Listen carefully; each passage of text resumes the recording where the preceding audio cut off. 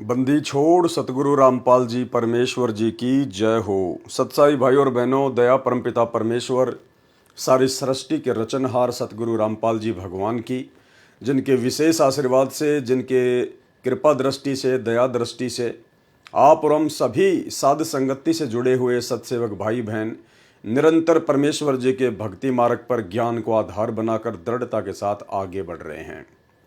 इस कलयुग की बिचली पीढ़ी में साक्षात धरती पर प्रकट पूर्ण ब्रह्म परमात्मा सतगुरु रामपाल जी परमेश्वर जी के विशेष आशीर्वाद के बिना ऐसा बिल्कुल भी संभव नहीं हो सकता था।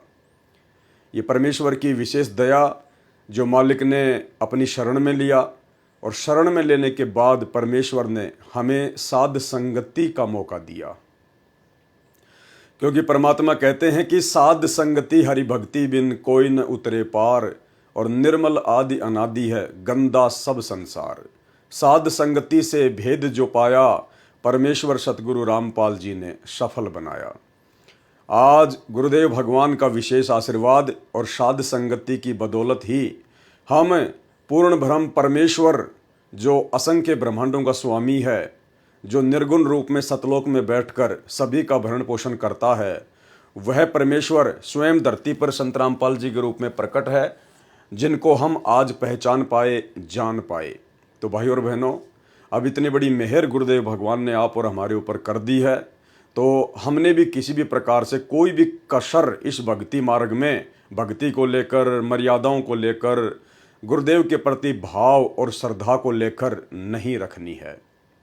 तो भाई और बहनों, यथार्थ भक्ति बोध के सरलार्थ के ऊपर हम आगे बढ़ें, उससे पहले गुरुदेव भगवान से विनती करेंगे, आशीर्वाद लेंगे, ताकि परमेश्वर हमें सद्बुद्धि बख्शे और उनके कर कमलों से रचित यथार्थ भक्ति बोध के अनुवाद को हम समझ सकें। बंदी छोड़ सतगुरु रामपाल जी परमेश्वर जी की जय हो। परमपिता परमात्मा सारी सृष्टि के रचनहार, कुल मालिक, असंख्य ब्रह्मांडों के स्वामी, जगत गुरु, तीनों लोकों में प्रवेश करके सबका भरण पोषण करने वाले राजाधिराज, आत्माधार, नाथों के नाथ, देवों के देव, महादेव, सर्वेश्वर, महेश्वर, मृत्युंजय, अजरो अमर, आदि अनादि, सनातनी प्रभु, जगत पिता जगदीश्वर, श्री श्री 1008 की उपाधि के वास्तविक अधिकारी, अकाल मूर्ति, शब्द स्वरूपी राम, वासुदेव, सर्वगतम ब्रह्म, परम पूजे, प्रथम पूजे, परम संत, परम पुरुष, परम धनी, परम दयालु, सत्य कबीर, हक्का कबीर, अल्लाह कबीर, अल्लाह अकबर, बाखबर, अल्लाह ताला, जगत के तारणहार, जगत के मुक्तिदाता, जगत के जगन्नाथ, हारे के सहारे, हिंदुओं के राम, मुसलमानों के अल्लाह, सिखों के वाहिगुरु, ईसाइयों के मसीह, दया के सागर दया निधि, करुणा के सागर करुणा निधि, स्वयंभू परिभू, संकट मोचन, कष्ट हरण, मंगल करण, दुख भंजन, अविगत कबीर, निर्विकार निर्विषम परमात्मा, अलय अलेख सतगुरु, आदि अनादि सतगुरु, असली मर्यादा पुरुषोत्तम, असली राम, असली कृष्ण, असली घनश्याम, असली मुरारी, राजाओं के राजा, महाराजाओं के महाराजा, शहंशाहों के शहंशाह, सम्राटों के सम्राट, भगवानों के भगवान, अल्लाहों के अल्लाह, प्रभुओं के प्रभु, मसीहाओं के मसीह, सच्चे वाहिगुरु, बाबाओं के बाबा, पीरों के पीर, सेठों के सेठ, जगत सेठ, सावड़सा सेठ, सर्वगुण संपन्न, अनंत कोटि कलाओं के स्वामी, अनंत कोटि ब्रह्मांडों के नायक, योगियों में महायोगी, ध्यानियों में महाध्यानी, सिद्धों में परम सिद्ध, ज्ञानियों में तत्वज्ञानी, ब्रह्म ज्ञानी, महाज्ञानी, परम ज्ञानी, सर्वश्रेष्ठ ज्ञानी, विज्ञानी, युवा कबीर, समरथ कबीर, असमवात, अमित ओझा, सच्चे रहनुमा करीम अल्लाह, सुभान अल्लाह, दुनिया के अंतिम पैगंबर, 8 सितंबर 1951 से गांव धनाना, जिला सोनीपत, हरियाणा, भारतवर्ष की पावन भूमि पे प्रकट रियल कल की भगवान श्री नारायण साकार हरि श्री बाबा साहेब संत शिरोमणि सतगुरु रामपाल जी परमेश्वर जी के चरण कमल में साध संगति से जुड़े हुए देश विदेश से हम सभी सत्सेवक भाई बहनों का अनंत कोटि दंडवत प्रणाम। तो भाई और बहनों, यथार्थ भक्ति बोध के सरलार्थ में गुरुदेव भगवान के विशेष आशीर्वाद से, उनकी रजा से हम काफ़ी आगे पहुंच चुके हैं, और आज हम चर्चा करेंगे इन वाणियों के माध्यम से परमेश्वर के सतलोक के विषय में। सतलोक में परमेश्वर जी का कैसा रूप है, कैसी उनकी आभा है, और सतलोक में कैसे कैसे ठाट बाट हैं, सतलोक कितना विशाल है, सतलोक में कैसे कैसे आनंद हैं, ये सारा वर्णन आगे इन वाणियों में किया हुआ है। तो गुरुदेव भगवान के आशीर्वाद से, उनके कर कमलों से लिखित इस पुस्तक को पढ़ने मात्र से भी हम बहुत से पुण्य के भागी मिलते हैं। इसलिए हमने बहुत ही ध्यान से इन चीज़ों को पढ़ना चाहिए, देखना चाहिए, क्योंकि हम इस वीडियो को देखकर रात को सो जाएंगे, कोई बड़ी बात नहीं है, लेकिन भाई और बहनों, आत्मा को परमात्मा ने जितना रिचार्ज करना था परमेश्वर ने उतना रिचार्ज उसको जो है वो कर दिया है। जैसे आपके मोबाइल में बैटरी होती है और आपने मोबाइल को चार्जिंग पे लगा दिया, आपका मोबाइल चार्ज हो गया 50%, और किसी कारण से आपका मोबाइल टूट गया, और जब आप बैटरी को निकालेंगे और दूसरे मोबाइल में डालेंगे तो बैटरी 50% ही चार्ज दिखाएगी। तो मोबाइल है शरीर और बैटरी है आत्मा। तो आत्मा को परमात्मा इस प्रकार से हर युग में धीरे धीरे धीरे धीरे रिचार्ज करते हुए, बहुत सारे हमारे को मानव शरीर देते हुए, उन मानव शरीरों के माध्यम से अपनी आत्मा को परमात्मा भक्ति से रिचार्ज करते करते करते करते यहाँ तक लेके आए हैं। और अब गुरुदेव भगवान के सत्संग सुनकर, उनसे आशीर्वाद लेकर, उनके मंत्र करके, उनकी आरतियां करके आत्मा निरंतर चार्ज होती रहती है। और बीच बीच में परमात्मा साध संगतियों के माध्यम से भी अपनी आत्मा को रिचार्ज करते रहते हैं। तो जितना हम परमेश्वर की महिमा को पढ़ेंगे सुनेंगे उतनी ही आत्मा हमारी रिचार्ज होती चली जाएगी। तो अब हम आगे चलते हैं सरलार्थ पर। वाणी। काल इंद्री कुर्बान कादर अविगत मूर्ति खूब है, छत्र सवेत विशाल लोचन गलता ना महबूब है। ये सतलोक में परमेश्वर जी की महिमा का वर्णन किया गया है। परमेश्वर को कालिंद्री कहा गया है। कालिंद्री का क्या अर्थ होता है? परमेश्वर कहते हैं, जिस प्रकार इस काल के 21 ब्रह्मांड में काल के आगे जितनी औकात एक इंद्र की होती है, उसी प्रकार सतलोक में यहाँ का जो ब्रह्म है, इस जैसे वहाँ पे करोड़ों इंद्र हैं, करोड़ों। यानी यहाँ 21 ब्रह्मांड में काल जितना शक्ति युक्त है, ऐसे ऐसे तो ना जाने अरबों खरबों शंखों इंद्र उस परमेश्वर के दरबार में उसकी शोभा बढ़ाते हैं। तो क्या कहा परमेश्वर ने? काल इंद्री कुर्बान कादर अवगत मूर्ति खूब है, और छत्र सवेत विशाल लोचन। परमेश्वर जी के शीश पर सवेत छत्र है, और जो सवेत छत्र गुरुदेव के सिंहासन के ऊपर है, उनके शीश के ऊपर है। सतलोक में एक सत्संग में गुरुदेव ने बताया कि इस पृथ्वी से भी कई गुना बड़ा वो छत्र सतलोक में परमात्मा के शीश के ऊपर है। सवेत छत्र विशाल लोचन, यानी परमेश्वर के विशाल नेत्र हैं, और गलताना महबूब है। काल इंद्री का अर्थ है कि परमेश्वर कबीर जी के लिए काल अर्थात 21 ब्रह्मांड के स्वामी ब्रह्म जैसे तो इंद्र जैसे हैं। जैसे काल लोक में एक ब्रह्मांड में एक इंद्र का लोक है, जिसके अधीन 33 करोड़ देवी देवता हैं। इंद्र उनका राजा है, जिस कारण से देवराज भी कहा जाता है। परंतु 21 ब्रह्मांडों का राजा है काल, परंतु ये जो ब्रह्म है ये 21 ब्रह्मांडों का राजा है। जैसे ब्रह्म की तुलना में इंद्र की महिमा कुछ भी नहीं है। इसी के आधार से संत गरीबदास जी ने परमेश्वर कबीर जी की उपमा की है कि उस कादिर अर्थात समर्थ परमात्मा की शक्ति महिमा के सामने काल ब्रह्म की महिमा उस इंद्र के समान है जो काल लोक में इंद्र बना है। इसलिए परमेश्वर को काल इंद्री अर्थात काल ब्रह्म जैसे, जिसके सामने इंद्र जैसे हैं, जैसे चार भुजा वाले को चतुर्भुजी कहते हैं, ऐसे ही परमेश्वर को कालिंद्री कहा जाता है। सतगुरु रामपाल जी परमेश्वर जी को अर्थात कबीर परमात्मा को कालिंद्री भी कहा जाता है।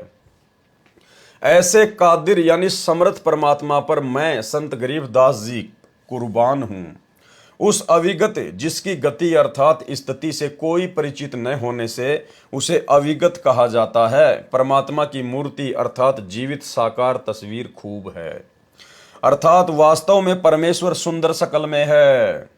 वह परमात्मा विशाल लोचन अर्थात बड़ी बड़ी नेत्रों वाला है, मस्त महबूब है अर्थात आत्मा का प्रेमी है। जिस सिंहासन तख्त पर परमात्मा विराजमान है उसके ऊपर सफेद छत्र लगा है। जैसे राजा महाराजाओं के सिर पर छाता नुमा चांदी या सोने का छत्र लगाया जाता था, उसी प्रकार परमेश्वर की स्थिति आंखों देखकर संत गरीबदास जी ने बताई है। वाणी। दिल अंदर दीदार दर्शन बाहर अंत ना जाइए, और काया माया कहाँ बपूरी तन मन शीस चढ़ाइए। सरलार्थ किया है परमात्मा ने। परमात्मा के दर्शन आप अपने हृदय में कर सकते हैं। दिल अंदर दीदार दर्शन, परमात्मा के दर्शन आप अपने हृदय में कर सकते हैं। भावार्थ है कि जिस समय आप सच्चे दिल से भक्ति करके परमात्मा को पुकारोगे तो आपको हृदय कमल में परमात्मा दर्शन देंगे। यानी परमेश्वर जी की भक्ति के लिए हमें कहीं भी भरमने और भटकने की आवश्यकता नहीं है। उस समय जब परमेश्वर सतगुरु रूप में हमें मिल जाएं और अपना यथार्थ ज्ञान दे दें और सत भक्ति मंत्र दे दें, उसके बाद उनकी अनुपस्थिति में, उनकी गैर हाजिरी में हमने उनके लिए या भक्ति के लिए कहीं भी भटकने की आवश्यकता नहीं है। जिस प्रकार वर्तमान में वही कबीर परमात्मा हमें सतगुरु रामपाल जी के रूप में प्राप्त हैं, मिल चुके हैं।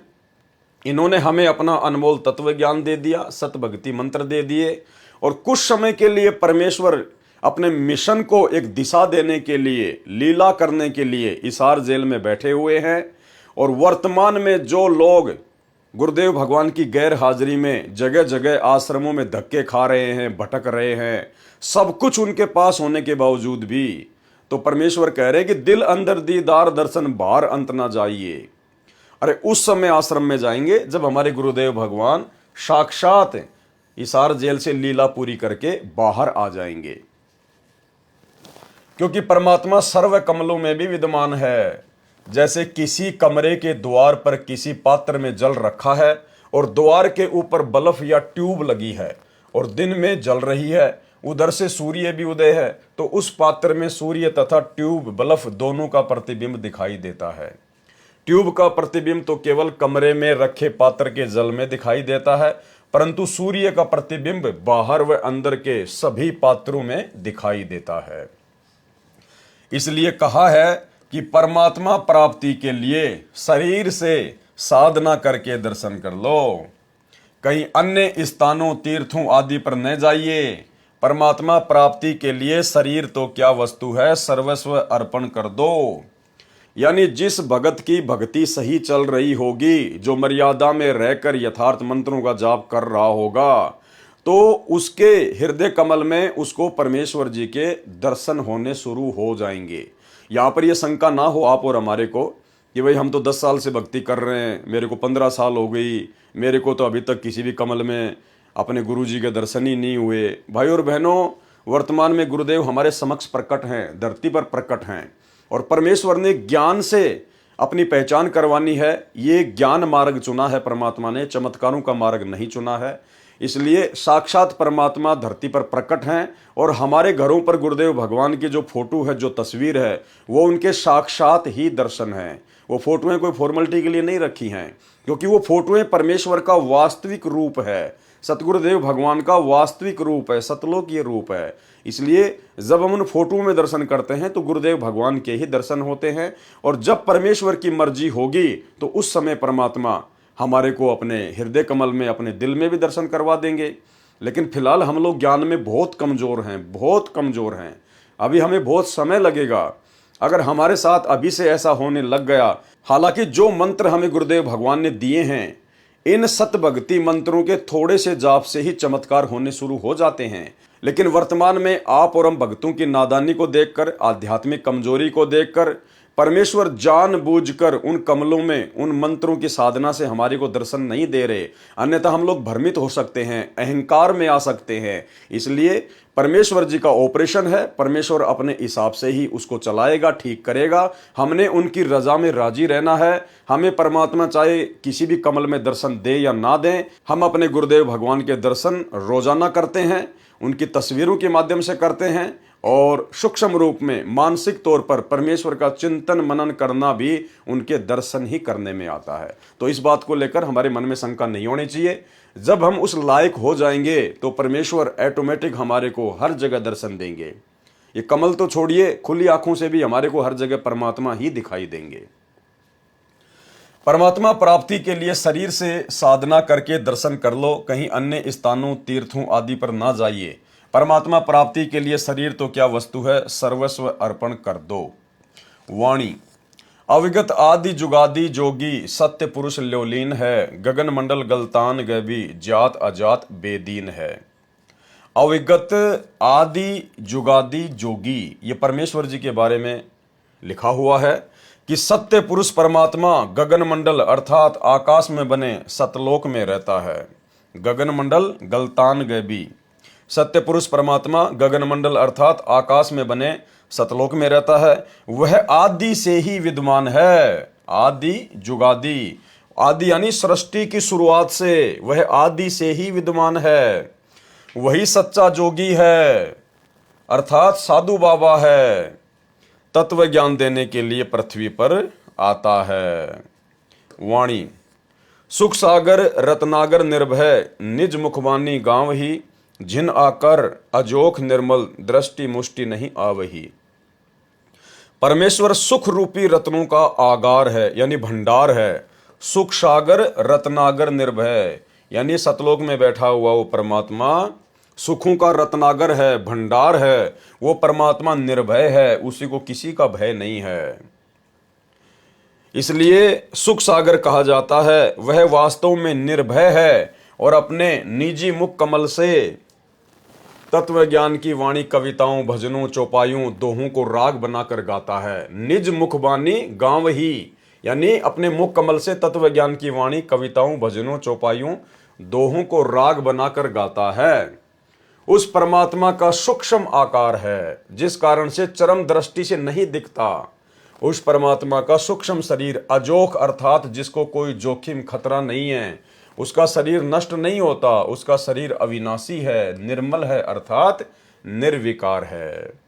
वाणी, झिलमिल नूर जहूर ज्योति, कोटि पदम उजियार है, उलट नैन बेसुन्ने बिस्तर, जहां तहां दीदार है। उस परमेश्वर के नूरी शरीर की महिमा की गई है यहाँ पर। उस परमेश्वर का शरीर झिलमिल झिलमिल करता है, झिलमिल नूर जहूर ज्योति, उस परमेश्वर का शरीर झिलमिल झिलमिल करता है। जैसे हम बचपन में देखा करते थे गांव में कि बहुत सारी माता बहनें अपने सर पर ऐसी चुंदड़ी ओढ़ा करती थी जिसमें बहुत सारे जो है वो सितारे लगे होते थे वाइट वाइट के, और जब वो चलती थी तो सूर्य के प्रकाश के कारण वो झिलमिल झिलमिल झिलमिल झिलमिल किया करते थे। या फिर दूसरा उदाहरण ऐसे लीजिए, जैसे आपसे काफ़ी दूर पर किसी पहाड़ पर बहुत सारे बल्ब जल रहे हों और रात्रि में वो दूरी पर जलने के कारण झिलमिल झिलमिल करते हैं। तो इस प्रकार से परमेश्वर के शरीर का जो नूर है, जो तेज है, जो आभा है, वो झिलमिल झिलमिल करती रहती है, बड़ी आनंददायक है। उस परमेश्वर का शरीर झिलमिल झिलमिल करता है। उसके नूर अर्थात प्रकाश का जहूर नजारा ज्योति इतनी है कि करोड़ पद्मों का प्रकाश है। जैसे श्री कृष्ण जी के पैर में पद्म था, उसका प्रकाश 100 वाट के बल्ब जितना था। परमात्मा के शरीर की ज्योति दूर से करोड़ों पद्मों जैसी दिखाई देती है। उसको देखने के लिए अपने नेत्रों को संसार से उलटकर हटाकर ऊपर उस शून्य रूप आकाश में लगा, अर्थात जो गुरुदेव भगवान ने हमें साधना दी है, जो मंत्र दिया है सतनाम का, सुरति नृति मन और पवन के साथ में पूर्ण मर्यादा में रहकर हम उन मंत्रों का जाप करें और एक समय हमें उस परमेश्वर के दर्शन होने शुरू होंगे। जहां परमात्मा का बिस्तर अर्थात निवास है, वहां उस परमेश्वर का वास्तविक दर्शन होता है, जिसके एक रोम अर्थात शरीर के बाल का प्रकाश करोड़ों सूर्य तथा करोड़ों चंद्रमाओं से भी अधिक है। वाणी, अष्ट कमल दल सक्कल रमता, त्रिकुटी कमल मद निरख ही, श्वेत ध्वजा सुन गुम्मट आगे, पचरंग झंडे फर्क ही। उस परमेश्वर का वास कहाँ कहाँ है, वो परमेश्वर कहाँ कहाँ रहता है। अष्ट कमल दल सक्कल रमता, 8वें कमल दल यानी अक्षर पुरुष के लोक में भी वो परमात्मा रमा हुआ है, रहता है। और त्रिकुटी कमल मध्य निरख ही, और त्रिकुटी पर भी वो परमात्मा सतगुरु रूप में विद्यमान रहता है। जैसे वाणी संख्या 20 के सरलार्थ में स्पष्ट किया है कि कमरे का बल्ब तो केवल कमरे में रखे पात्रों के जल में ही दिखाई देता है, परंतु सूर्य कमरे के बाहर भी जल में दिखाई देता है। उसी का प्रमाण इस वाणी संख्या 24 में स्पष्ट किया है कि एक 8वां कमल दल समूह है, अष्ट कमल दल सक्कल रमता। 8वां कमल दल समूह है जो काल के लोकों से बाहर अक्षर पुरुष के लोक में है, यानी 8वां जो कमल है वो अक्षर पुरुष का है। काल तक के लोक में ये जो हमारा जो पिंड है, इसमें एक ब्रह्मांड की पूरी रचना है, इसमें केवल 7 ही कमल हैं, 7 ही कमल हैं। 8वां कमल अक्षर पुरुष का है आठवां कमलदल समूह है जो काल के लोकों से बाहर अक्सर पुरुष के लोक में है, उसमें भी परमात्मा है। इसके साथ साथ सकल अर्थात सर्व स्थानों पर उसकी सत्ता है। उसको त्रिकुटी कमल में भी देखा जाता है। शून्य अर्थात आकाश में शून्य स्थान वाले सतलोक में परमात्मा के गुम्मट के ऊपर सफेद ध्वजा फरक रही है, लहरा रही है। उस गुम्मट नुमा महल में परमेश्वर सिंहासन पर विराजमान है। उस गुम्मट के आगे ऊंचे स्तंभ पर 5 रंग का झंडा अलग से फरक रहा है। यानी ये परमेश्वर जी की और उनके सतलोक की महिमा की गई है। वाणी सुन मंडल सतलोक चलिए, नोदर मुंद बिसुन है, दिव चिशब्यों एक बिंब देखा, निज श्रवण सुनि धुनी है। ऊपर शून्य रूप आकाश में बने सतलोक में चलो, शून्य मंडल सतलोक चलिए। उसके लिए बाहर के 9 दर 9 द्वारों को मूंद कर बंद करके दिव्य चिश्मों यानी नेत्रों से एक बिंब अर्थात चमकता चेहरा देखा, अपने कानों से सतलोक की धुन अर्थात शब्द की आवाज सुनी। ये गरीबदास जी महाराज जी कह रहे हैं कि जब मैं गया परमात्मा के साथ में तो मैंने इस प्रकार से उस परमेश्वर जी के दर्शन किए। सुन मंडल सतलोक चलिए, नोदर मुंद बिशुन है, दिव चिशब्यों एक बिंब देखा, निज श्रवण सुनि धुनी है। वाणी चरण कमल में हंस रहते, बहुरंगी बरियाम है, सूक्ष्म मूर्ति श्याम सूरती, अचल अभंगी राम है। यानी आगे अब इन तमाम वाणियों में परमेश्वर का सतलोक में जो नूरी रूप है उसकी महिमा की गई है और परमेश्वर जी के सतलोक की महिमा की गई है। चरण कमल में हंस रहते, बहुरंगी बरियाम है, सूक्ष्म मूर्ति श्याम सूरती, अचल अभंगी राम है। उस परमेश्वर के चरण कमल में अर्थात उनके लोकों में उनकी शरण में हंस निर्विकार भगत जन रहते हैं। वह परमात्मा बहुत भांति से बरियाम अर्थात श्रेष्ठ है, महिमा करने के योग्य है। वह सूक्ष्म मूर्ति अर्थात स्वरूप में श्याम सूरती है। यहाँ पर श्याम सूरती का अर्थ है, जिसका अर्थ है कि शाम के समय सूर्य का प्रकाश धीमा रहता है। उसी प्रकार जब परमात्मा पृथ्वी लोक में आता है, जैसे आज वर्तमान में परमात्मा सतगुरु रूप में पृथ्वी पर आ चुके हैं, तो उनके शरीर का तेज हल्का रहता है। परमेश्वर अपने उस तेजोमय नूरी शरीर को श्याम सूरती यानी हल्का बनाकर वर्तमान में सतगुरु रूप में प्रकट हैं। इसलिए श्याम सूरती कहा है। वह परमात्मा अचल अर्थात कभी न चलने वाला, सदा रहने वाला, अभंगी जो कभी भंग न हो, कभी टूटे ना, अर्थात जिसका किसी समय में विनाश न हो, अर्थात अविनाशी राम है। वाणी नो सुर बंद निशंक खेलो, 10वें दर मुख मूल है, और मालिन कूप अनूप सजनी, बिन बेली का फूल है। भगत को हिदायत दी है कि 9 सुर जो शरीर में 9 सुराग हैं, जैसे 2 नाक, 2 कान, 2 आंखें, 1 मुख, पेशाब इंद्री तथा मल द्वार, ये 9 सुराख 9 द्वार कहे हैं, जिनको बंद करके अर्थात इनसे हटकर 10वां द्वार है सुषुम्ना द्वार। उस 10वें द्वार में मुख अर्थात मुख्य मूल अर्थात मोक्ष की जड़ें हैं। वहां से ऊपर की कठिन चढ़ाई प्रारंभ होती है। हे सजनी अर्थात सखी अर्थात आत्मा, सतलोक में न कोई माली अर्थात बाग लगाने वाला है। माली न कूप अनूप सजनी, सतलोक में न कोई माली अर्थात बाग लगाने वाला है तथा ना सिंचाई के लिए कुआं है। क्योंकि जिस समय ये वाणी संत गरीबदास जी ने बोली थी सन 1730 से 1778 तक, उस समय उस क्षेत्र में सिंचाई कुओं से होती थी। सतलोक में अपने आप प्रभु कृपा से बाग लगे हैं, सिंचाई भी अपने आप होती रहती है। सत्य पुरुष किसी माता से नहीं जन्मा, वह बिन बेली का फूल है, अजन्मा है, बिन बेली का फूल है। यानी जैसे जो फूल वगैरह जो लगते हैं पेड़ पर, वो किसी न किसी बेल से लगते हैं, किसी न किसी वो टहनी से लगते हैं। लेकिन परमेश्वर के विषय में कहा कि वो बिन बेली का फूल है, यानी वो किसी माता से पैदा नहीं हुआ है।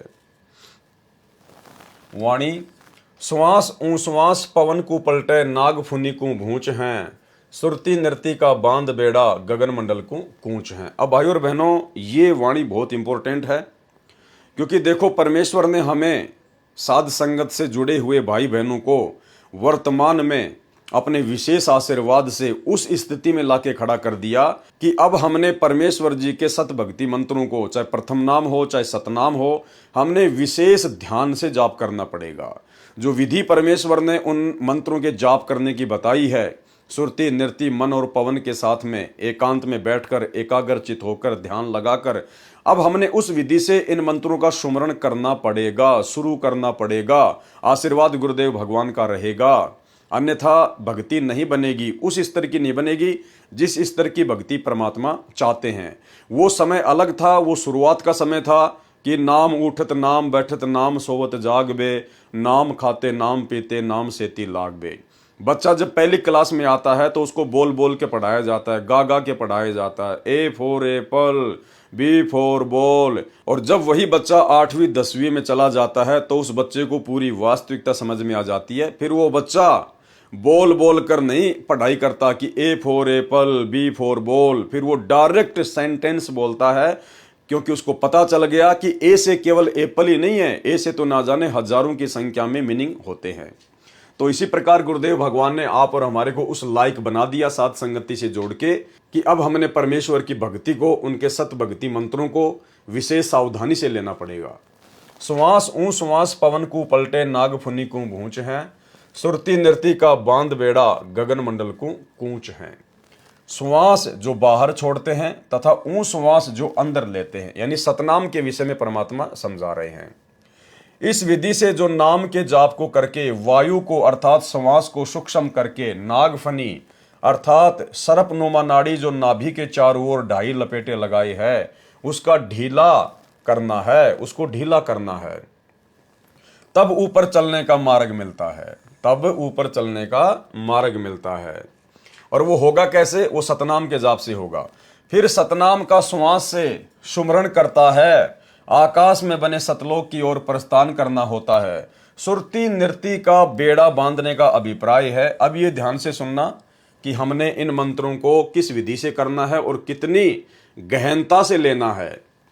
सुरती नृति का बेड़ा बांधने का अभिप्राय है कि सतनाम का जाप श्वास से मन तथा सुरती नृति का समूह बनाकर करने को बेड़ा बांधना कहा गया है। यानी सारे एलिमेंट हमने इन मंत्रों के ऊपर लगाने पड़ेंगे जो विधि गुरुदेव ने जिस मंत्र की बताई है, सुरती नृति मन पवन। पुराने समय में दरिया को पार करने के लिए सूखी लकड़ियों को इकट्ठा करके लगभग 20 फुट चौड़ा तथा 3 फुट मोटा बेड़ा बनाते थे, दरिया में डालकर उसके ऊपर बैठकर नदी को पार करते थे।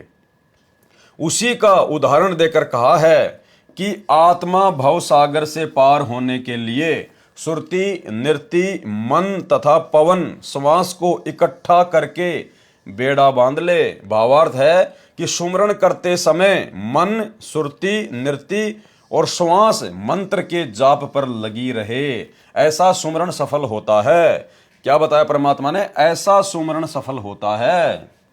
मन कहीं गया, श्वास कहीं चल रही है, माला हाथ में चल रही है, ये सुमरण सफल नहीं होता। और ये कौन सी स्थिति है कि नाम उठत नाम बैठत नाम सोवत जागबे, नाम खाते नाम पीते नाम सेती लागबे। उस स्थिति में क्या होगा? मन कहीं गया, श्वास चल रहा है, माला हाथ में चल रही है, यह सुमरण सफल नहीं होगा। वो केवल भक्ति की शुरुआत तक ठीक था, जिस समय हमें संपूर्ण ज्ञान नहीं होता है, हम इस भक्ति से भगवान से इतने परिचित नहीं होते हैं। तो परमात्मा चाहते हैं कि ये जैसे भी खाता पीता उठता बैठता है, दौड़ता भागता मंत्रों को करता रहे, और जब ये आगे बढ़ेगा, सत्संग सुनेगा, ज्ञान होगा, तो एक दिन विधि से भी करेगा। तो भाई और बहनों, अब हमने परमेश्वर के द्वारा जो विधि बता दी गई है, सुरती नृति मन और पवन से एकाग्रचित होकर कुछ समय हमने परमेश्वर के सुमरण के लिए निकालना पड़ेगा। यानी विधिवत हमने जाप करने पड़ेंगे, अन्यथा बात नहीं बनेगी, कमाई हमारी नहीं बन पाएगी। परमेश्वर कबीर जी ने कहा है, कबीर माड़ा तो कर में फिरे और जीव फिरे मुख माही, और मनवा तो 10 दिशा फिरे, ये तो सुमरण नाही। वाणी सुन ले जोग बिजोग हंसा, शब्द महल को सिद्ध करो, ये गुरज्ञान विज्ञान वाणी, जीवित ही जग में मरो। अब ये वाणी भी बहुत ज़्यादा इंपॉर्टेंट है आप और हमारे लिए, सत्सेवकों के लिए, सुमरण को लेकर। सुन ले जोग बिजोग हंसा, यानी एक तो होता है सामान्य ज्ञान और एक होता है विशेष ज्ञान। जोग और बिजोग, शब्द महल को सिद्ध करो।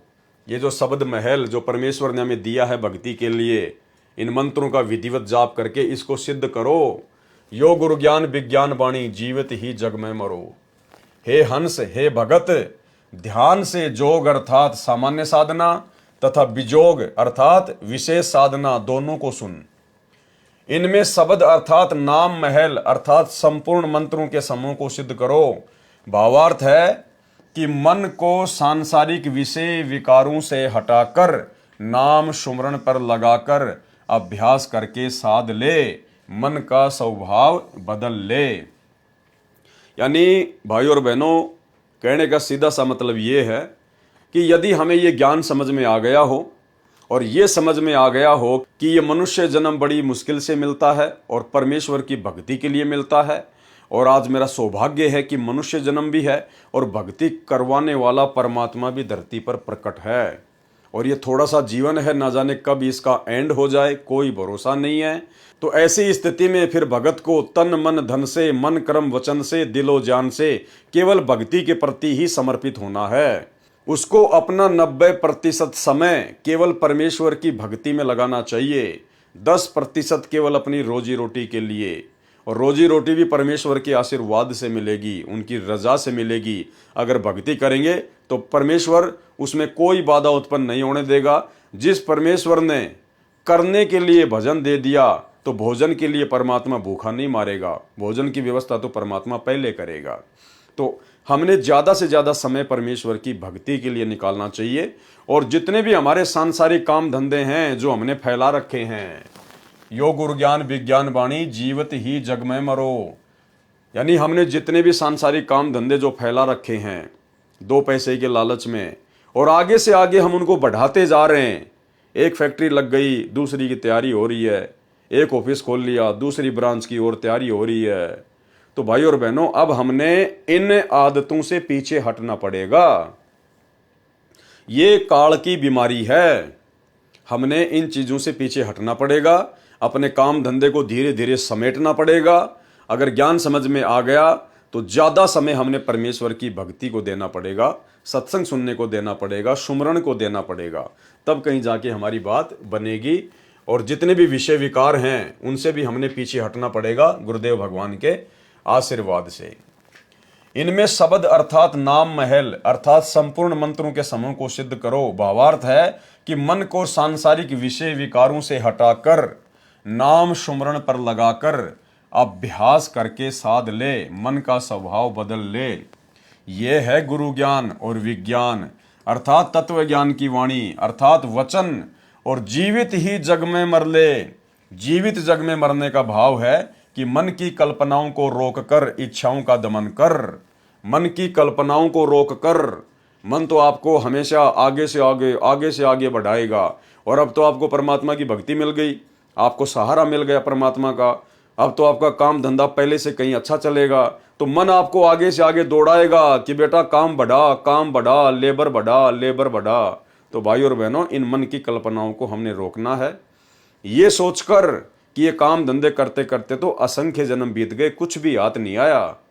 और भाई और बहनों, अब ये परमात्मा मिला है, काम धंधा भी परमात्मा चलाएगा, थोड़े से में पूरे परिवार का पेट भरेगा, समय आने पर हर प्रकार की हमारी इच्छाओं की पूर्ति करेगा। और बाकी जोड़ जोड़ के रखना, बैंक बैलेंस बनाना, ये फिर भक्ति में भक्तों के काम नहीं है। जीवित जग में मरने का भाव है कि मन की कल्पनाओं को रोककर इच्छाओं का दमन कर। जैसे व्यक्ति की अचानक मृत्यु हो जाती है, उसके मन की सारी योजना फेल हो जाती है। साधक पहले से ही यह धारणा बनाकर संसार में निर्वाह करता है, लंबी चौड़ी योजनाएं न बनाकर इच्छाओं को सीमित रखता है। यानी भगत के परमात्मा ने लक्षण बताए हैं कि लंबी चौड़ी योजनाएं न बनाकर इच्छाओं को सीमित रखता है। क्योंकि आज हम जिन कार को, कोठियों को, बड़ी बड़ी फैक्ट्रियों को बनाने में, अपने काम धंधे को बढ़ाने में, प्लाटों पे प्लाट लेकर पटकने में, जमीनों पर जमीन लेकर पटकने में, जो अपना जितना समय बर्बाद हम कर रहे हैं, ये सब कुछ चीज़ें यहीं रह जानी है, कुछ भी साथ नहीं जाएगा, शरीर भी साथ नहीं जाएगा, सबको पता है। लेकिन जब गुरु का ज्ञान हो जाए तो फिर हमने इन चीज़ों पर कंट्रोल रखना सीखना होगा, हमने कंट्रोल करना पड़ेगा इनके ऊपर, अन्यथा हमारा अधिकांश समय इन्हीं मन की कल्पनाओं में व्यर्थ हो जाएगा। लंबी चौड़ी योजनाएं न बनाकर इच्छाओं को सीमित रखता है, वह यह विचार करके सत्संग में जाता है कि मान ले मेरी आज मृत्यु हो जाती तो भी घर ऑफिस कार्यालय का कार्य नहीं कर सकते थे, इसलिए मान ले हमारी मृत्यु हो गई, हम चले सत्संग में, 3-4 दिन के लिए जीवित मर गए। विचार करें, मृत्यु तो किसी की भी कभी भी हो सकती है, तब भी कार्य से सब्र करना पड़ता है। सर्व कार्य सदा के लिए छूट जाता है, वह हानि भी हो जाती है जो मरने वाले की कमाई मेहनत व्यापार न करने से होनी है। उसकी क्षतिपूर्ति कभी नहीं हो सकती। जो भगत जीवित मरकर सत्संग में 3-4 दिन के लिए गया था, उसके अभाव में 3-4 दिन में जो व्यवसाय में हानि होनी थी, उसकी क्षतिपूर्ति तो वह फिर से कर सकता है, क्योंकि वह परमानेंट नहीं मरा है, वह तो जीवित मरा है। वैसे तो भक्तों के सत्संग में जाने से कभी हानि नहीं होती, लाभ ही होता है। इसको कहते हैं जीवित मरना। संत गरीबदास जी ने कहा है कि गुरुजी द्वारा बताए ज्ञान तथा तत्व ज्ञान का सारांश ये है कि यदि भक्ति करना तथा मोक्ष पाना चाहता है तो जीवित मर ले, यानी उपरोक्त सारी चीजों को अपने जीवन में धारण कर ले, मन की कल्पनाओं को शांत कर, रोक, विषय वासनाओं से विषय विकारों से अपने आप को हटा और एक प्रकार से जीवित मर के परमात्मा की भक्ति कर कि सोचो मैं तो मर गया, अब ना कोई काम, ना कोई धंधा, ना कोई रिश्तेदारी, ना कोई बोलने वाला। इस भाव से हमने परमेश्वर जी की भक्ति को महत्व देना है और परमात्मा फिर अपने भगत के काम बिगड़ने नहीं देता है। वाणी, उज्ज्वल हिरंबर श्वेत भोरा, अक्षय व्रत सतबाग है, जीतो काल विशाल सोहम तरतीवर बैराग है।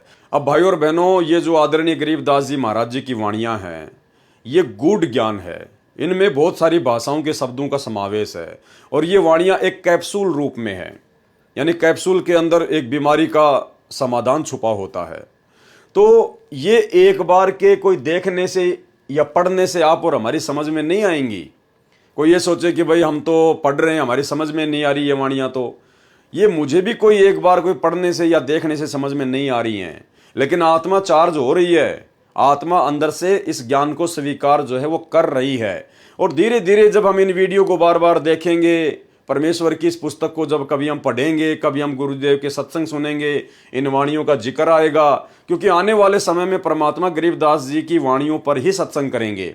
बाकी ब्रह्मा विष्णु महेश का बाप कौन है, उसकी माँ कौन है, दुर्गा का पति कौन है, ये परमात्मा ने बता दिया। जो बताना था वो डीवीडी भर चुकी हैं, मेमोरी कार्ड भर चुके हैं, सत्संग यूट्यूब पर पड़े हैं, जिसको वो प्रमाण देखने वहां जाकर देखो।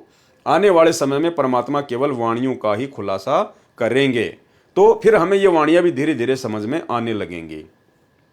इसलिए यदि किसी भाई के मन में इस प्रकार का भाव उठ रहा हो कि मेरे तो कुछ समझ में नहीं आ रहा, मेरे तो कुछ जो है पल्ले नहीं पड़ रहा, भाई ये पल्ले एक बार में नहीं पड़ती हैं, इनको पल्ले लगाने के लिए बहुत सारा समय देना पड़ता है, इनको बार बार इनको पढ़ना पड़ेगा, परमात्मा के सत्संगों को ध्यान से सुनना पड़ेगा। इसलिए आप केवल इनको पढ़ते जाइए, देखते जाइए, आत्मा को उसकी खुराक मिलती जा रही है और बाकी धीरे धीरे समझ में आने लग जाएंगी। उज्ज्वल हिरंबर श्वेत भोरा, अक्षय व्रत सतबाग है, जीतो काल विशाल सोहम तरतीवर बैराग है।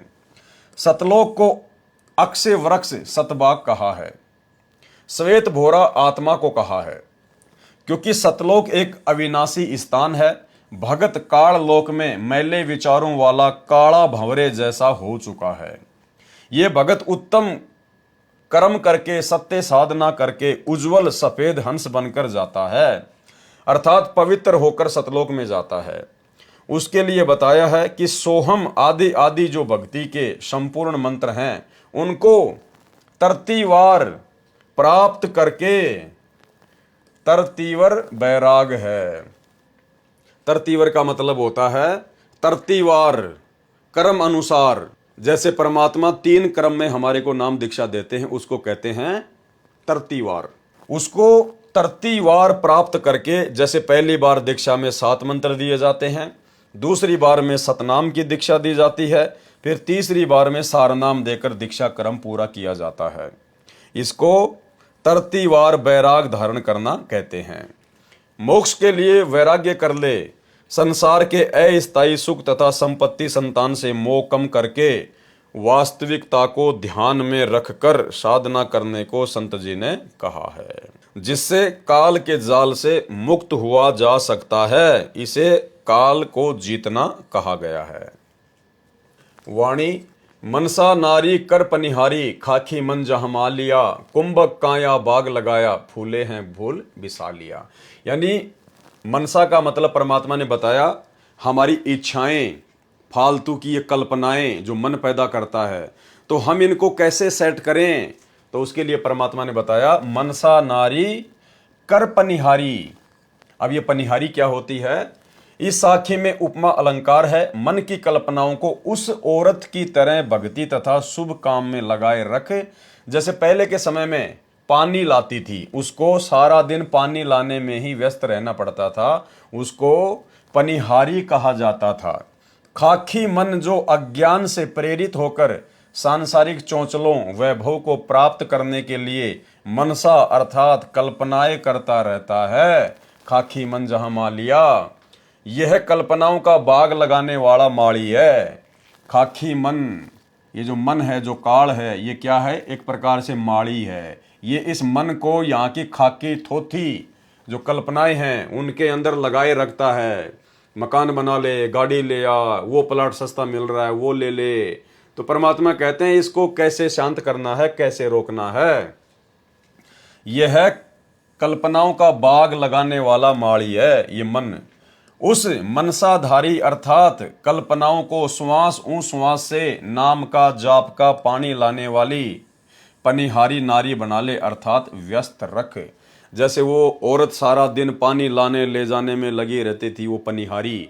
इसी प्रकार से जो मंत्र आप और हमें दे दिया है सतनाम या प्रथम नाम, तो परमात्मा कहते हैं इसको श्वास श्वास या जो विधि गुरुदेव ने जिस मंत्र की बताई है उसको लगाए रख, ताकि वो मन जो है व्यस्त रहे और फालतू की जो ये कल्पनाएं होती हैं ये उसको सोचने का मौका ना मिले। कुंभक काया अर्थात श्वास के सुमरण से मानव शरीर में भक्ति का बाग लगा लिया है। कुंभक काया बाग लगाया, उस भक्ति बाग में फिर मोक्ष रूपी फूल खिलते हैं जो विशाल अर्थात बहुत बड़ा लाभ जीव को होता है। कुंभक काया बाग लगाया, फूले हैं फूल बिसा लिया। वाणी कच्छ मच्छ कूरम्भ धोलम, शेष सहस फुन गाँव ही, नारद मुनि से रटे निज दिन, ब्रह्मा पार न पावही। पौराणिक लोग मानते हैं कि मत्स्य अवतार, कच्छप अवतार तथा कूरम्भ, धोल, शेषनाग ये सभी सृष्टि को सहारा दिए हुए हैं। संत गरीबदास जी ने इन पौराणिक धारणाओं का खंडन किया है।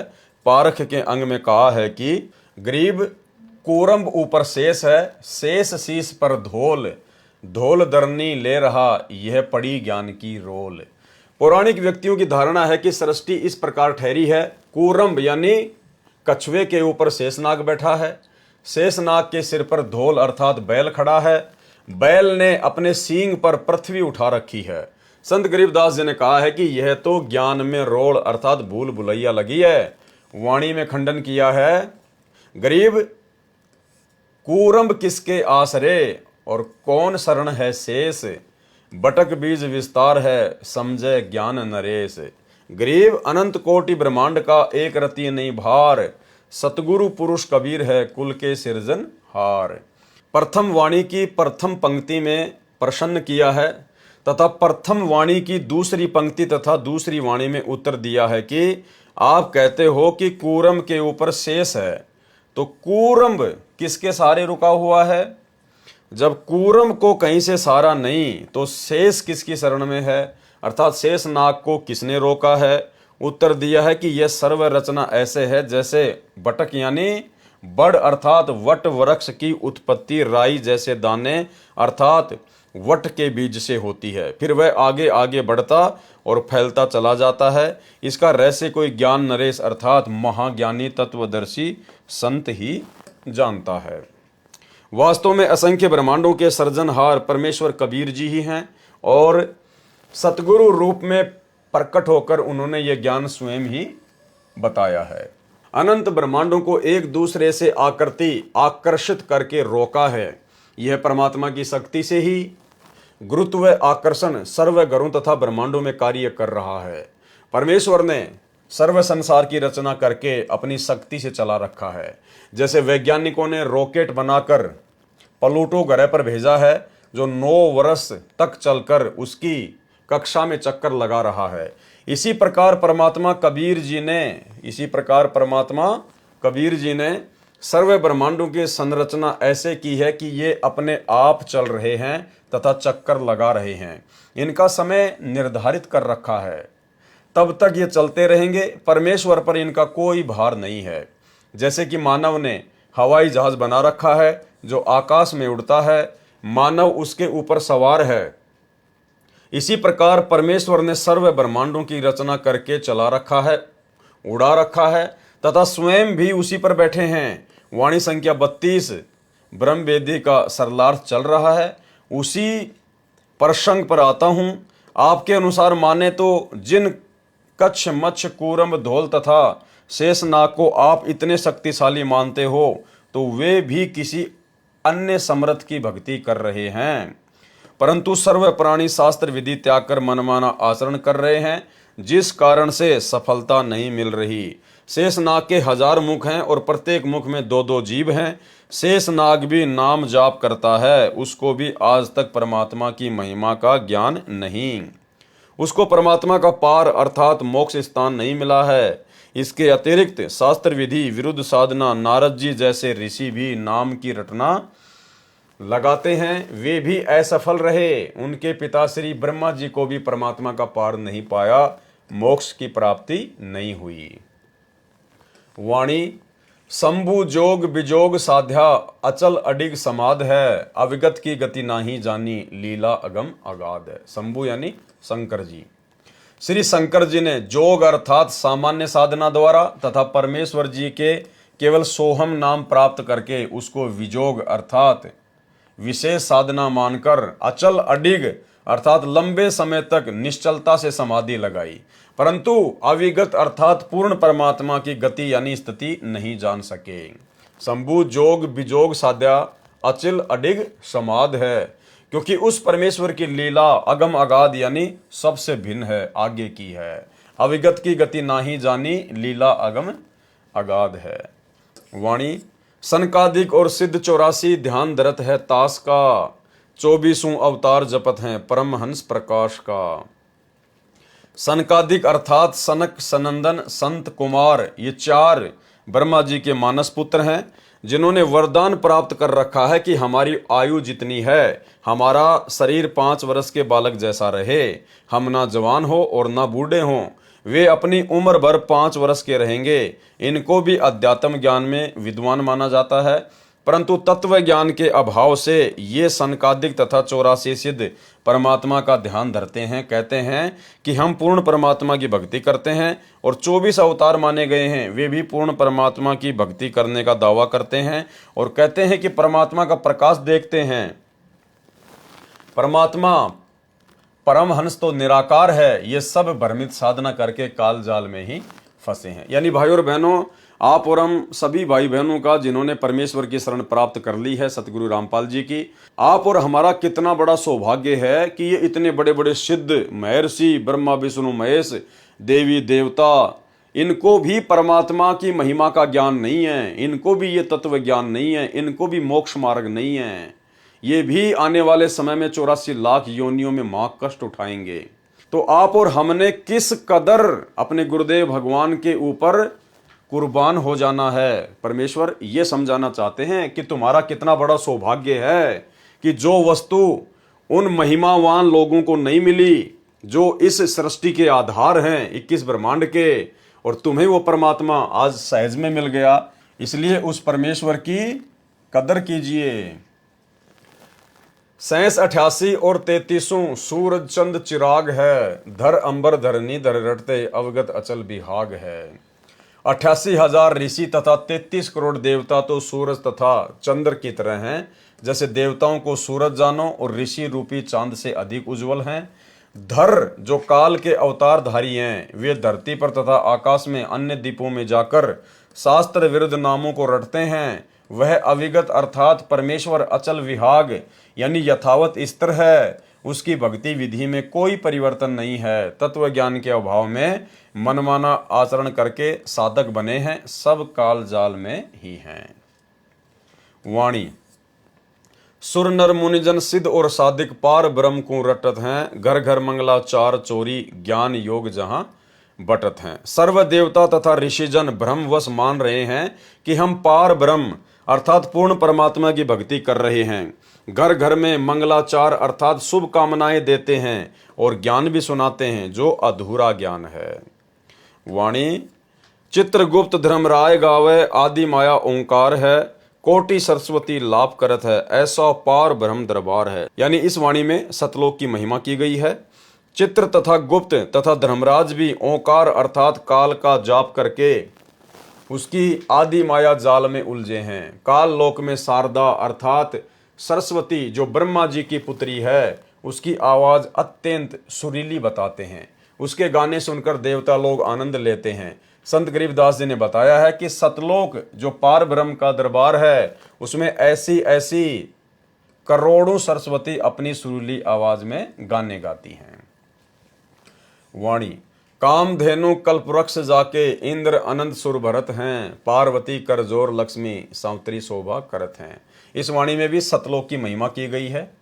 सरलार्थ सत्य पुरुष परमेश्वर के सतलोक में काल लोक में बने स्वर्ग महास्वर्ग जो ब्रह्मलोक में है, उसकी तरह कामधेनु सर्व सुख पदार्थ खाने के लिए उपलब्ध कराने वाली गाय जो कामना यानी इच्छा करते ही वस्तु प्रस्तुत कर देती है, ऐसा मानना है। तथा कल्पवृक्ष सर्व मनोकामना पूर्ण करने वाला पेड़ जो स्वर्ग महास्वर्ग में माना जाता है, जो काल लोक के कल्पवृक्ष तथा कामधेनु से कई गुना अधिक सुविधादायक है।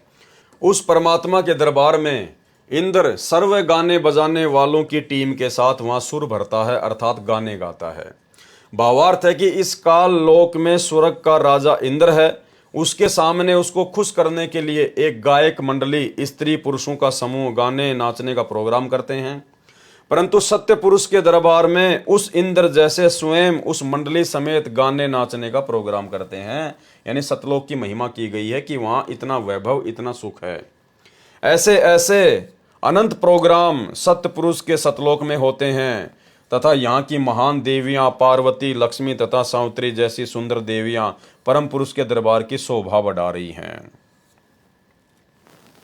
वाणी गंधर्व ज्ञानी और मुनि ध्यानी पांचों तत्व खवास हैं, त्रिगुण तीन बहुरंग बाजी कोई जन बिरले दास है। गंधर्व एक देव श्रेणी है, वे विद्वान भी माने जाते हैं तथा मुनि ध्यानी अर्थात ऋषिजन ध्यान बहुत करते हैं। ऐसे ऐसे सतलोक में अनेकों हंस हैं और पांचों तत्व उस सतलोक में नौकर हैं। काल लोक में तो पांच तत्व प्रधान हैं, क्योंकि यहाँ सर्व रचना पांच तत्व से बनी है। त्रिगुण यानी ब्रह्मा रजगुण विष्णु सतगुण तथा शिव तमगुण है, ये तीनों यहाँ काल लोक में प्रधान है। इन्हीं पांचों तत्व तथा तीन गुणों से काल की सर्वबाजी अर्थात रचना व्यवस्थित है। परंतु यहाँ पर सब अभिमानी है। दास अर्थात नम्र भगत तो कोई कोई है। वाणी ध्रुव प्रहलाद अगाध अग है, जनक विदेयी जोर है, चले विमान निदान विद्या धर्मराय की बंद तोड़ है। काल की भक्ति करने वाले ध्रुव तथा प्रहलाद जैसे बहुत अगाध यानी सर्वोपरि भक्ति वाले अगय यानी आगे पहुंचे हुए माने जाते हैं। और जनक विदेयी को भी इसी श्रेणी में लेते हैं, जो विमान में बैठकर स्वर्ग गए थे। रास्ते में नरक में 12 करोड़ प्राणी कष्ट झेल रहे थे। राजा जनक विदेयी ने अपनी भक्ति से आधे पुण्य उनको संकल्प करके दे दिए, जिस कारण से वह नरक खाली हो गया। धर्मराज का विधान है कि जिसका जितना नरक समय है वह नरक में कष्ट भोगेगा, और जिसका जितना समय स्वर्ग में है वह उतने समय स्वर्ग का सुख भोगेगा। परंतु राजा जनक जी ने वह बंद तोड़ दिया, अपने पुण्यों का आधा हिस्सा देकर उनका वह नरक समय समाप्त कर दिया, जिस कारण से वे 12 करोड़ प्राणी स्वर्ग में चले गए। परंतु राजा जनक को काल ने लूट लिया, उसके आधे पुण्य समाप्त कर दिए, जिस कारण से वह पुण्यात्मा शीघ्र पुण्यहीन होकर पुनर्जन्म को प्राप्त हुई और सिख गुरु नानक जी के रूप में श्री कालूराम मेहता खत्री के घर पंजाब की धरती पर जन्मे।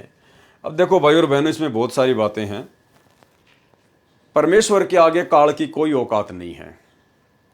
काल केवल उतना ही सोच सकता है जितना परमात्मा चाहते हैं।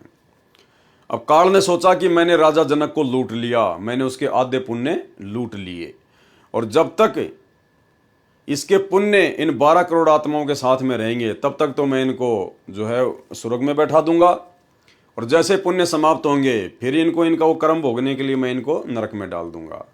और मैंने राजा जनक के आधे पुण्य लूट लिए। ठीक है, काल की सोच अपनी थी, लेकिन ये रजा परमात्मा की थी, ये गुरुदेव भगवान की मर्जी थी। क्योंकि भाइयों और बहनों, युगों युगों से परमात्मा उस आत्मा के साथ में थे, और कलयुग की पिछली पीढ़ी में उस आत्मा को मनुष्य जन्म देकर उनको पार भी करना था। तो परमेश्वर की दया थी, अगर राजा जनक के वो पुण्य परमात्मा समाप्त ना करवाते तो 650 साल पहले यानी 550 साल पहले आदरणीय नानक जी का जन्म ही नहीं होता धरती पर। क्योंकि परमात्मा ने उनके उसी हिसाब से वो पुण्य काल के माध्यम से नष्ट करवा दिए, ताकि जब परमात्मा सन 1398 में इस कलयुग के प्रथम चरण में आए तो उसके थोड़े समय बाद में वो राजा जनक वाली आत्मा भी नानक जी के रूप में जन्म लेकर धरती पर आ जाए।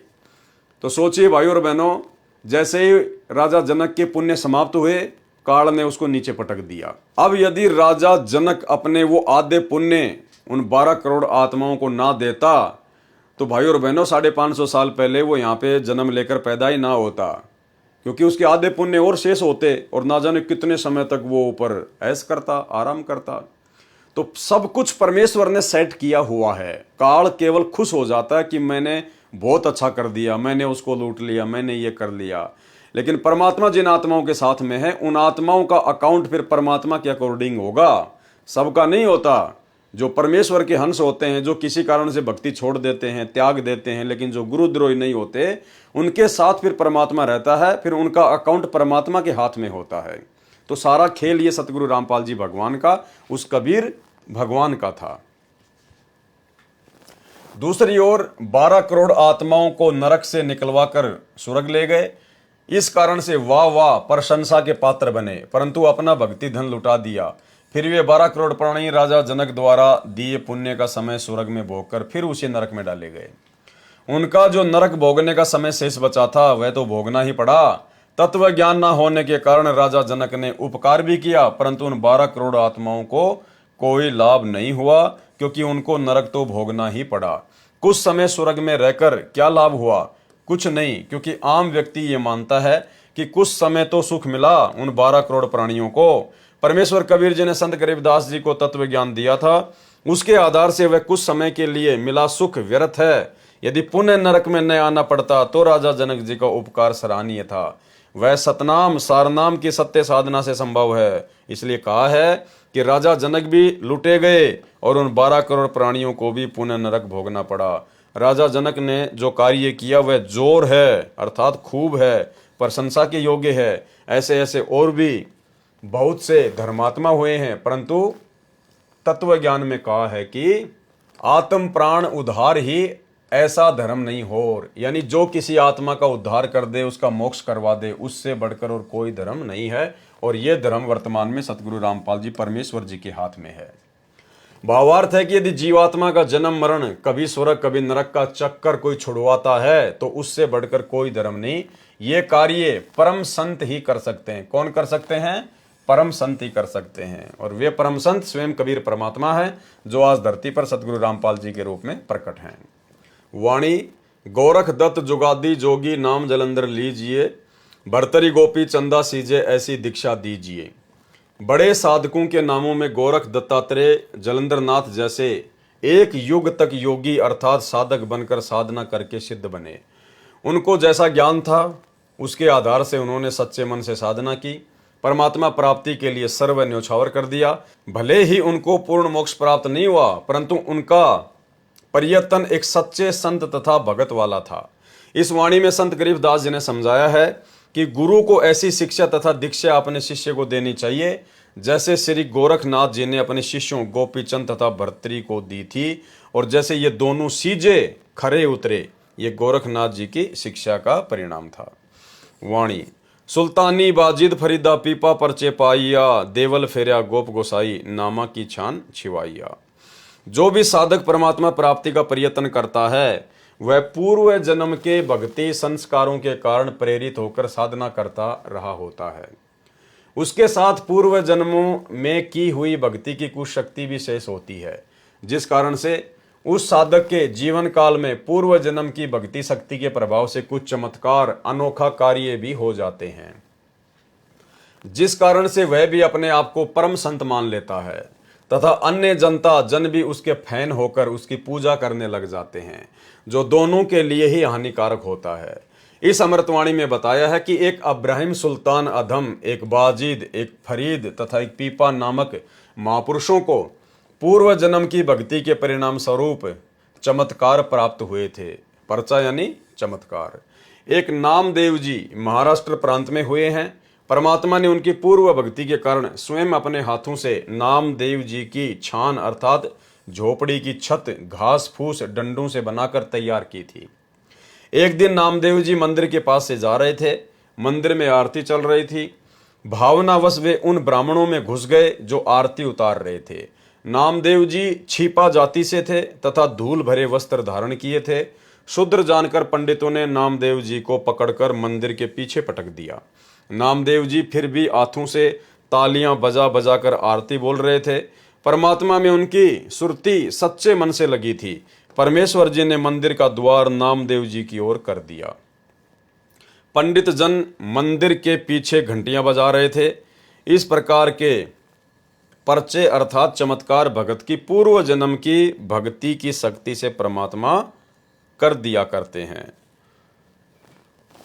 एक बार नागौर शहर राजस्थान में पीपा ठाकुर था। संतों के विचार सुनकर उसमें वैराग्य हो गया। राज्य को त्याग कर अपनी एक पत्नी सीता सहित अपने गुरु स्वामी रामानंद जी के आश्रम में काशी शहर में भक्ति करने लगे। एक दिन धार्मिक स्थानों को देखने की इच्छा से गुरु जी की आज्ञा लेकर चल पड़े। यानी धार्मिक स्थान देखने के लिए भी पीपा और सीता गुरु जी की आज्ञा लेकर गए। और आज हमारे भगत कोई छुडानी जा रहा है, कोई जगन्नाथ जा रहा है, कोई कबीर चबूतरा देखने जा रहा है, कोई काशी जा रहा है, कोई लहर तारा जा रहा है। भाई और बहनों, थोड़ी बुद्धि का इस्तेमाल करो। एक दिन धार्मिक स्थानों को देखने की इच्छा से गुरु जी की आज्ञा लेकर चल पड़े। एक स्थान पर द्वारिका नाम से संत आश्रम था, जो दरिया के किनारे बना था। द्वारका दास कोई संत था, उसके नाम पर श्रद्धालुओं ने द्वारका आश्रम नाम रखा था। पीपा जी के गुरुजी सुनाते थे कि द्वारिका नगरी समुद्र ने अपने अंदर ले ली, वह फिर भी सुरक्षित है। स्वामी रामानंद जी श्री विष्णु अर्थात श्री कृष्ण जी के दृढ़ भगत थे। वे उसी कारण से अपने इष्ट देव की महिमा को 4 चांद लगाने के उद्देश्य से कहा करते थे कि द्वारिका में अभी भी श्री कृष्ण तथा सर्व बाल ग्वाल गोप तथा गोपियां राधा रुक्मणी सहित विराजमान है। यानी झूठी कहानी वो उनको सुनाया करते थे। भगत पीपाजी तथा भक्तमती सीताजी अंधविश्वासी सच्चे श्रद्धालु थे, जो अपने गुरुजी के एक एक शब्द को सत्य मानते थे। उस आश्रम से आधा किलोमीटर दूर एक पेड़ के नीचे दोनों भगत बैठे थे। वहां एक पाली गौवे चराने वाला आ गया। वह शरारती था। पीपा भगत ने उस पाली से जानना चाहा कि हे भाई, सुना है कि द्वारका नगरी जल में समाई है, उसमें श्री कृष्ण जी तथा सर्व गोपाल राधा रुक्मणी तथा गोपियां आज भी रहते हैं, वह कहां पर है? ग्वाले अर्थात पाली ने कहा कि जहां आप बैठे हो उसके ठीक सामने इसी दरिया में द्वारका नगरी है। वे कहने लगे कि क्या आपने देखा है? ग्वाले ने कहा कि मैं तो कल ही भगवान तथा द्वारिका वासियों से मिलकर आया हूं। उस शरारती ग्वाले तथा अपने गुरुजी से सुनी फोकट महिमा को सुनकर उनका विश्वास और दृढ़ हो गया। दोनों ने आपस में एक राय करके श्री कृष्ण जी की द्वारिका को देखने तथा भगवान के दर्शन करने की इच्छा से दरिया में कूद गए अर्थात छलांग लगा दी और दरिया के जल में ओझल हो गए। ग्वाला वहां से चलने लगा तो खेतों में कार्य कर रहे किसान ने पूछा कि ये दोनों भगत किस कारण से दरिया में डूब मरे। ग्वाले ने सर्व बात बताई कि मैंने तो मजाक किया था। उन्होंने सत्य मानकर प्रभु दर्शन के लिए दरिया में छलांग लगा दी। किसान ने उस ग्वाले को बहुत धिक्कारा और कहा कि तुझे बहुत पाप लगेगा। आसपास के गांव में उस दुर्घटना की खबर आग की तरह फैल गई। फिर 7 दिन के बाद उसी दिन वे दोनों नदी से बाहर निकले और किनारे पर खड़े हो गए। उन दोनों को दरिया से जीवित निकला देखकर खेतों के किसान तथा गवाले दौड़कर आए और उनसे जीवित रहने का कारण जानना चाहा। भगत पीपाजी व भगतमती सीता जी ने बताया कि हम डूबे नहीं, हम तो भगवान श्री कृष्ण जी से मिलने, उनके दर्शन करने द्वारिका नगरी में गए थे। हमारे गुरुजी ने बताया था कि भगवान की द्वारिका जो वास्तविक नगरी है वह जल में समा गई है। भगवान तथा सर्व द्वारिकावासी आज भी उसमें आनंद ले रहे हैं। जो द्वारिका जल से बाहर है वह तो बाद में बनाई गई है, वह वास्तविक द्वारिका नहीं है। हम 7 दिन तक भगवान श्री कृष्ण जी के साथ उनके महल में रहे हैं। हमारी सेवा भगवान श्री कृष्ण जी ने सुदामा जी की तरह की। राधा तथा रुक्मणी जी, श्री कृष्ण जी सर्व रानियों से मिले, गोपी तथा गवालों से भी बातें की। जब हमने चलने की आज्ञा चाही तो श्री कृष्ण जी ने अपनी अंगुली से निकालकर मेरे को, पीपा जी को अंगूठी छाप दी। देखो, इस पर कृष्ण अक्षर लिखा है, शुद्ध सोने की है।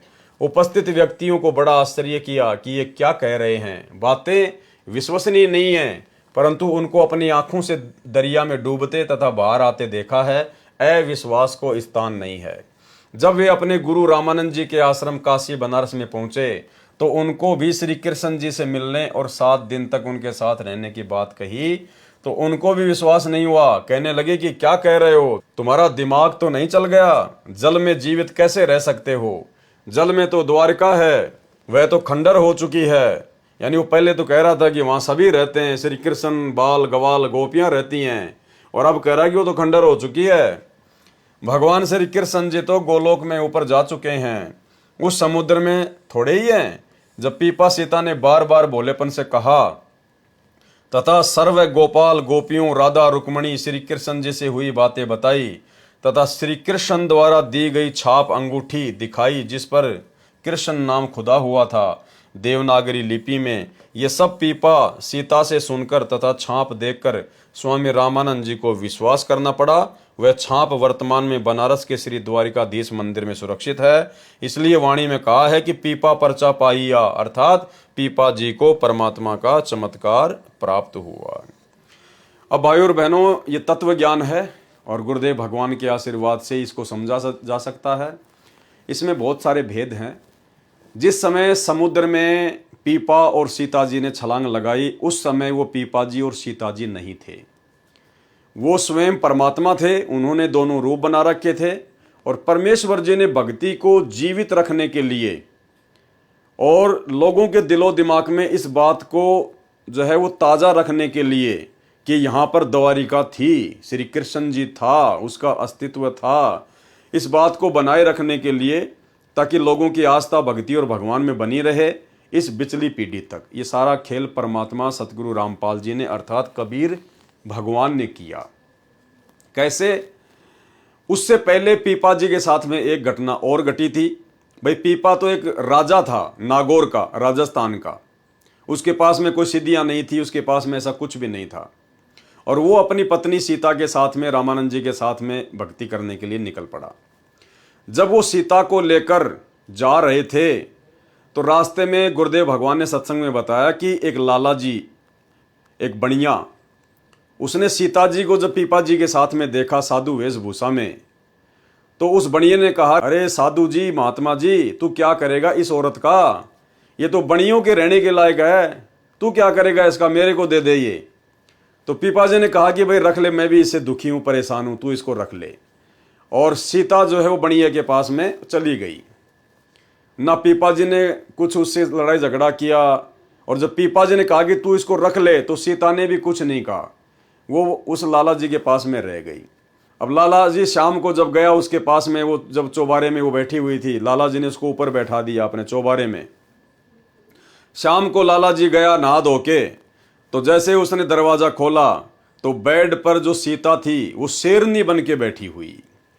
अब उसको देखते ही वो लाला जी तो बिल्कुल हक्का बक्का रह गया, वो तो डर गया, घबरा गया। परमात्मा ने पूरा उसका विवरण किया है। दौड़ के गया पीपा जी के पास में, बोले महाराज महाराज, बोले हाँ, बोले माई को ले आओ। नहीं, बोलो रख वहीं पे, बहुत सुंदर है वो तो। नहीं, बोले मेरा कालजा पाटस है, बोले माई को ले आओ। फिर वो पीपा जी गए, उसको वापस लाए, वो सीता बन के बैठी हुई थी। तो भाई पीपा तो एक राजा था और सीता उसकी रानी थी, वो बेचारे कहाँ से शेर बन जाते, कहाँ से शेर नहीं बन जाती। ये सारी लीला परमात्मा करता है। क्यों की परमात्मा ने ये लीला? क्योंकि मालिक को पता था कि पीपा और सीता के साथ में ये घटना घटनी थी। वो बनिया उनको इस प्रकार से बातें बोलना था। और पीपा राजा था, राजा में अहंकार होता है, घमंड होता है, अभिमान होता है, उसको सहन नहीं होती, लड़ाई झगड़ा हो जाता। और साधु संतों में ये बात शोभा नहीं देती है। तो सारा खेल ये परमात्मा ने खेला। परमात्मा ही सीता बना, परमात्मा ही पीपा बना, परमात्मा ही शेरनी बना। और सीता और पीपा को तो जिंदगी में कभी पता भी नहीं चला होगा कि कौन शेर बन गया और कौन शेरनी बन गई। इसलिए परमात्मा कहते हैं कि गुप्त रूप में सब काम सार दे, जो भी विपदा आन पड़े। और ऐसी स्थिति भाइयों और बहनों वर्तमान में है। आप और हमारे ऊपर संकटों का ढेर है, लेकिन सतगुरु रामपाल जी परमेश्वर जी ने हमसे भक्ति करवाने के लिए उन संकटों को गुप्त रूप में हल्का किया हुआ है। इसलिए वर्तमान में भक्ति करते करते भी, मर्यादाओं में रहते रहते भी, यदि भगत के ऊपर थोड़ा बहुत कोई संकट आता है तो ये सोच के चलना चाहिए कि भयंकर संकट था, परमात्मा ने हल्के में कर रखा है। संत शरण में आने से आई टले बला, जय मस्तक में सूली हो, कांटे में टल जा। उनकी एक प्रसिद्ध कहानी ये बताते हैं कि एक बार एक सेठ जवान सा था और सीता बहुत सुंदर थी, रानी थी। वो सेठ आगे ने बोला, अरे ओ क्या करेगा बाबा जी तो इसका, या तो भाई सेठा ग्रहण जोगी से तो मन दे देने। सीता ओ पीपा ने बोला, ले जाना बीरा, मैं भी दुखी हो रहा सिस्टम में। हाँ सारी आने भाई 24 घंटे चौकसी रखनी पड़े, ले जाए। सेठ ले आया, मुंह दे रहे सी दिन में शाम सी, ऊपर चौबारे में बिठा दी अपनी दुकान के में, और खूब नहा धोकर सीता ने बोली नहा धोकर आइए। बोला अच्छा। जब वो गहना नहा धोकर कुआड़ खोले तो शेरनी बनी बैठी, बाणिए पेड़ काला में नोकुला करता करता तड़ा आगे देता, और थक बुढ़िया लांग रही लेकर पीपा जी दो रहा है। नो बोला नो से न साधु जी कहाँ, उमाई ने लिया। बोला ना उड़े राज तो ना मैं मेरी जा क्या हो गया जब सा, अगर मेरी गेल चाल मेरा कालजा पाटे। तो भाई उन्हें लेके पीपा जी गया, बड़ा देखा सीता बैठी नो की नो। बोला की बात हो यार, अगर बस दो जोड़े हाथ भाई तोड़ी जा। बोला अच्छा। तो ऐसी ऐसी कथाएं बंदी छोड़ने दिखाई, क्योंकि जिसमें जो परमात्मा आश्रित हो जाते हैं ना, उनका कोई बाल बांका नहीं कर सकता।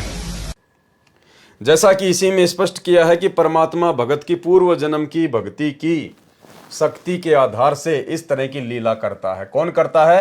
परमात्मा करता है, भगत की भक्ति की शक्ति के आधार से, ताकि भगत की तथा अन्य जनता जनों की परमात्मा में आस्था बनी रहे। परंतु जब तक तत्वदर्शी संत नहीं मिलता, तब तक आत्मा का कल्याण नहीं हो सकता। चाहे कितने चमत्कार हो जाओ, कितने ही महान बन जाओ, कितनी प्रसिद्धि प्राप्त कर लो, जब तक तत्वदर्शी संत नहीं मिलता, जो तत्वदर्शी संत वर्तमान में बड़े सौभाग्य से आप और हमें प्राप्त हो चुके हैं। वाणी छान छिवाई गऊ जीवाई, गणिका चढ़ी विमान में, सदना बकरे को मत मारे, पहुंचे आन निदान में। भगत नामदेव को हुए चमत्कारों में से ही परमात्मा ने बताया कि संत नामदेव जी की झोपड़ी की छान, घास फूस की छत छवाई अर्थात डाली थी। एक समय दिल्ली के बादशाह को नामदेव की ख्याति का अर्थात प्रसिद्धि का पता चला। परीक्षार्थ दिल्ली बुलवाया। राजा मुसलमान था। दरबार में एक गाय को तलवार से काटकर मार दिया तथा संत नामदेव जी से कहा कि यदि तेरे श्री कृष्ण में शक्ति है तो इसे जीवित कर दे, नहीं तो तेरी जीवन लीला यहीं समाप्त हो जाएगी। नामदेव जी ने गाय के पैर छुए और परमात्मा से अर्ज की। गाय उसी समय जीवित हो गई। राजा ने भगत से क्षमा याचना की। ये तो पूर्व जन्म की भक्ति से चमत्कार हो रहे थे। फिर परमात्मा अपने विधान अनुसार अच्छी भगतात्माओं को मिलता रहता है। भगत नामदेव जी को परमात्मा संत रूप में मिले, उनको तत्व ज्ञान समझाया और सतनाम रूपी चार्जर लगाकर उनकी बैटरी चार्ज करने की विधि बताई, अर्थात सत्य साधना के लिए सत्य मंत्र देकर भक्ति शक्ति बढ़ाने को कहा। तो भाइयों और बहनों, आज के वीडियो में केवल परमात्मा ने सतलोक की महिमा और कुछ ऐसी वाणियाँ थी जो कहानियों के रूप में थी, जिसको परमेश्वर जी हमें सत्संगों में बहुत बार जो है वो सुना चुके हैं, बता चुके हैं। इसलिए ज़्यादा कुछ विस्तार से बताने की आवश्यकता महसूस नहीं हुई, क्योंकि वैसे तो परमात्मा ने सारा सरलार्थ किया ही हुआ है। लेकिन जहां जहां आवश्यकता पड़ेगी, जो विशेष पॉइंट होगा, उसी के ऊपर परमात्मा दास को निमित्त बनाकर खुलासा करवाएंगे। बाकी नॉर्मल रूप से परमात्मा ने जो वाणियां लिखी हैं उनको हम पढ़ेंगे। पढ़ने मात्र से भी हमारे को जो है लाभ प्राप्त होता है, आध्यात्मिक जो है वो पुण्य प्राप्त होते हैं। तो आज के वीडियो में केवल इतना ही। कल परमेश्वर की दया से नित्य नियम के सरलार्थ का समापन होगा, क्योंकि कल का जो वीडियो होगा वो नित्य नियम के ऊपर लास्ट होगा। उसके बाद फिर अगले दिन से सेम रात्रि 9 बजे कंटिन्यू हम लोग असुर निकंदन रमेणी के सरलार्थ के ऊपर वीडियो बनाएंगे। तो आज की वीडियो में केवल इतना ही। परमेश्वर हम सबको सद्बुद्धि दे। और भाइयों और बहनों, ये जो आप देख रहे हैं बहुत अच्छी बात है। साध संगति बहुत जरूरी है, परमेश्वर जी का आदेश है, उनकी आज्ञा है। लेकिन परमेश्वर की भक्ति को हमने प्रथम रखना है।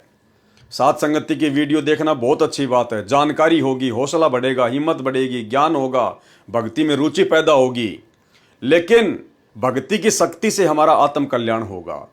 और भक्ति जो सतगुरु रामपाल जी परमेश्वर जी ने हमें दी है वो है।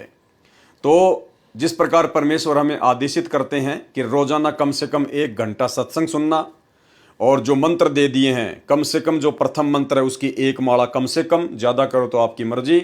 सतनाम जिसको मिला हुआ है कम से कम उसकी 5 माला, यानी 500 मंत्र तो कम से कम सतनाम के होने चाहिए। बाकी आप चाहे 2000 करो, 5000 करो, वो आपकी मर्जी, आपकी मौज, जितना करोगे उतना फायदा।